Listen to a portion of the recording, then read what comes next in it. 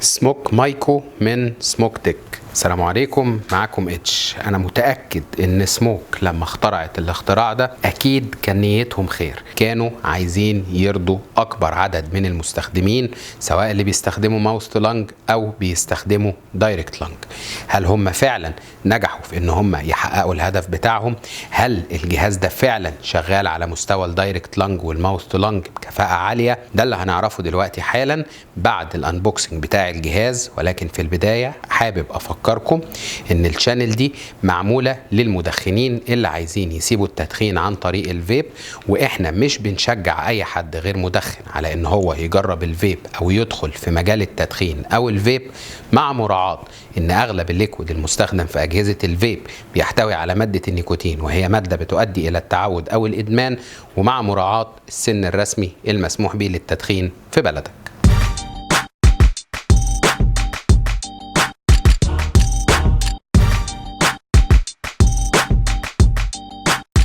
مايكو جاني عشان الفيديو ده من سموك، كالعادة أنا بشكرهم، وكالعادة هتلاقوا اللينك بتاعهم في الديسكريبشن بتاع الفيديو. عشان ما نضيعش وقت يلا بينا ندخل على الانبوكسنج، وهرجع لكم تاني وهقول لكم الدنيا فيها ايه. دي علبة سموك مايكو كيت، مرسوم على علبة محتوياتها بيقولوا ان هي بتحتوي على 2 بودز. في بود منهم الكويل بتاعه بتكنولوجي جديدة كده اسمها الو دي روم مش، ومعاه العليقة بتاعته. بيقولوا ان البطارية بتاعته 700 ملي امبير، وده اللون بتاع الجهاز او الباقة اللي جوه. العلبة من الجنب مكتوب فيها معلومات عن الشركة. العلبة من الجنب التاني عليها السكراتش كود وعلامة مائية ظريفة كده، والعلبة من ورا او من الناحية التانية مكتوب عليها محتويات العلبة. ودي كده محتويات العلبة. الجهاز ومعاه بودين، كابل اليو اس بي، العلقة اللي بيتعلق منها كتيب تعليمات التشغيل، الكارت اللي مفروض بتاع الضمان في الدول اللي بتدعم الضمان، واللي بيشرح لك فيه ازاي تتحقق ان المنتج اللي معاك ده اصلي باستخدام السكراتش كود. فكرة سريعة عن البودات. البودين المساحة بتاعتهم 1.7 ملي لتر من الليكويد. الاول مكتوب عليه من هنا مش، وهو فعلا لو بصينا هنلاقي ان هو كويل مش. الكويل اللي جواه المقاومة بتاعته 0.8 اوم. النفس بتاعه واسع، وهو ده المفروض ان هو بيستخدم للدايركت لانج. البود التاني مكتوب عليه ريجولار، ده الكويل بتاعه كويل عادي، سلك عادي ما هواش مش. الكويل ده المقاومة بتاعته 1 اوم، مفروض ان هو نفسه اضيق سنة من الكويل التاني، والمفروض ان هو ده اللي بيستخدم للماوس تو لانج. عشان تعبي البود بترفع قطعة الرابر دي، هي متماسكة جدا مش سهل ان هي تقع وبتلف معاك. بترفع قطعة الرابر دي وبتعبي الليكويد بتاعك جوه البود. بمجرد ما بتعبي البود بالليكويد بتركبه على الجهاز، سواء في الاتجاه ده او في الاتجاه ده، ما عندكش اي مشكلة. عندك هنا في الجهاز الزرار بتاع الباور او زرار التشغيل، كده الجهاز مطفي، كده انت شغلت الجهاز. وزي ما شفنا اللمبة دي نورت وطفت كذا مرة، معناه كده ان الدنيا تمام. وفي كتيب التشغيل او في اليوزر مانيوال بتاع الجهاز هتلاقي اللمبة دي كاتبين كل لون معناه ايه، ولما بتنور ازاي بتكون بترمز لايه. مفيش داعي ان احنا نضيع وقت، هتلاقي الكلام ده موجود في اليوزر مانيوال بتاع الجهاز. تحت هنا هتلاقي عندك سوكت الشحن المايكرو اس بي اللي بتشحن منه الجهاز، وهنا المكان اللي انت بتعلق منه العلقة بتاعة سموك. وشكرا كده، قصة الجهاز انتهت على كده. هجرب الجهاز على مختلف انواع الليكويد، هجرب البود ده والبود ده وهقول لكم الدنيا فيها ايه، ويلا بينا. للأسف سقطة جديدة من سقطات سموك.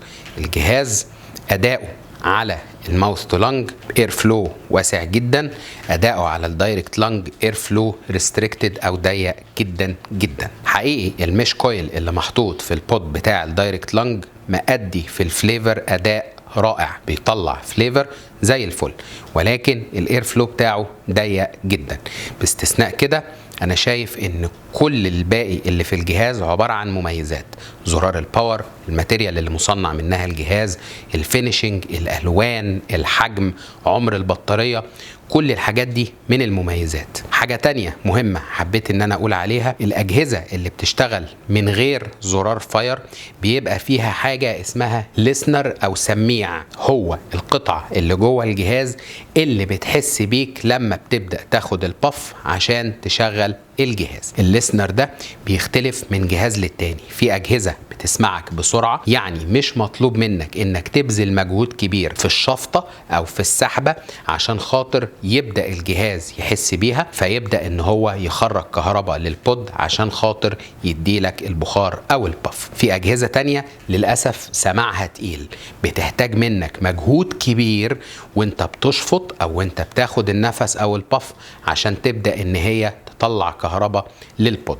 الجهاز ده انا بصنفه من الاجهزه اللي الليسنر بتاعها قوي وحساس، ما بيتطلبش منك مجهود كبير. من ضمن العيوب اللي بصفة عامة في الأجهزة اللي الليسنر بتاعها سمعه تقيل، إنك نتيجة السحبة الجامدة اللي أنت بتسحبها بيحصل سبيد باك، لأنه بيكون قوة سحبك للبف أعلى من قوة تبخير الليكويد أو إنتاج البخار بصفة عامة، وده بيكون نتيجته إنك بيطلع لك ليكويد ني لسه ما استواش أو ما اتطبخش، وهذا ما يسمى بالسبيد باك.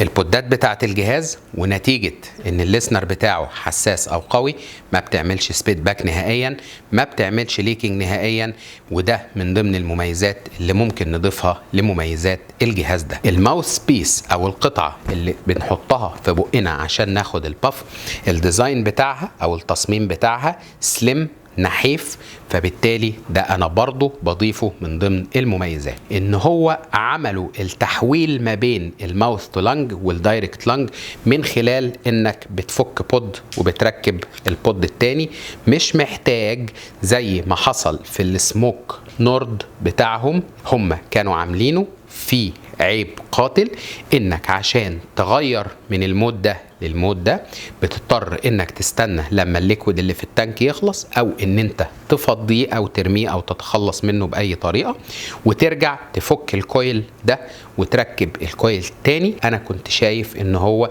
شيء خنيق بالنسبه لكل الاجهزه اللي نازله تحت مسمى اول ان وان. انا شايف ان سموك قدرت تتغلب على الموضوع ده في الجهاز ده. مايكو كيت من سموك هي فكرة جيدة. أتمنى من سموك لو هتستمر في إنتاج هذه النوعية من الأجهزة تلاقي طريقة ترضي بيها الذوقين. مايكو كيت من سموك تعتبر باقة تيك اواي، يعني ما تقدرش انك تعتمد عليها اعتماد كلي ان هو يكون جهاز الفيب الاساسي بتاعك، وخصوصا لو انت بتستخدمه دايركت لانج.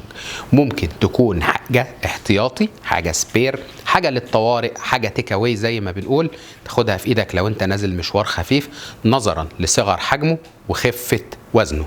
مميزات وعيوب شأن اي جهاز، انت اللي بتحدد ايه بالنسبة للمميزات دي ممكن يتماشى مع احتياجاتك، فبالتالي بتقرر انك تشتري الباقة. ايه من العيوب دي ممكن يكون بالنسبة لك عيب قاتل يخليك ما تشتريش الباقة اساسا. بشكركم واشوفكم على خير ان شاء الله في فيديو جديد، يلا نلحق نفسنا.